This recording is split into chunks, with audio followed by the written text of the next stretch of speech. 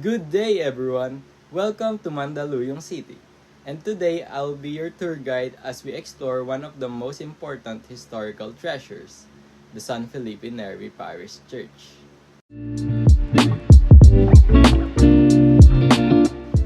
We are now standing in front of the oldest and mother parish of Mandaluyong, established in 1863. This means the church has been serving the community for more than 160 years, dating back to the Spanish colonial period. It was founded by the Franciscan friar who played a major role in spreading Christianity across the Philippines.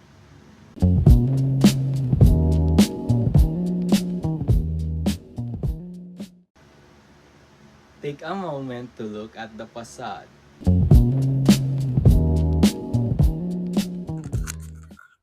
Its architectural style reflects a blend of Spanish colonial influence and simple traditional Filipino church design. And stone walls and symmetrical structure were built to withstand time, and the bell towers with pyramid roof shape are classic features of all church in the country. As we enter the church, you'll notice the peaceful and solemn ambience of the church. The interior features high ceiling, wooden pews, and religious icon that reflects centuries of devotion. One of the most important images are right behind me is the La Equimulada Conception, the principal patroness of Mandaluyong. Her feast day is celebrated every December 8th, drawing thousands of devotees here in Mandaluyong or in St. Philip Neri Catholic Church. The church is also dedicated to St. Philip Neri, known as the Apostle of Rome, the patron saint of joy.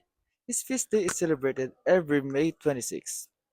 Saint Philip Neri teaching emphasized humility, charity, and happiness, values that the parish continues to promote until today. Thank you. Historically, this church served as a spiritual and social center during the Spanish era and later became a witness to Mandaluyong's transformation from a small pueblo into the city we know now. It is also a meaningful stop during Visita Iglesia every Holy Week, where thousands of Catholics visit for prayer and reflection. Outside the church, you'll also find a vibrant community of barangay poblacion. Many locals visit every day for mass, devotions, weddings, baptisms, and other religious activities, showing how deeply the church remains connected to everyday life. Before we end, feel free to take photos, appreciate the architecture, or offer a short prayer. San Felipe Neri Parish Church is not just a place of worship, it is a living symbol of history, faith, and Filipino culture. Thank you for joining this short tour. If you're ready, let's proceed to our next destination.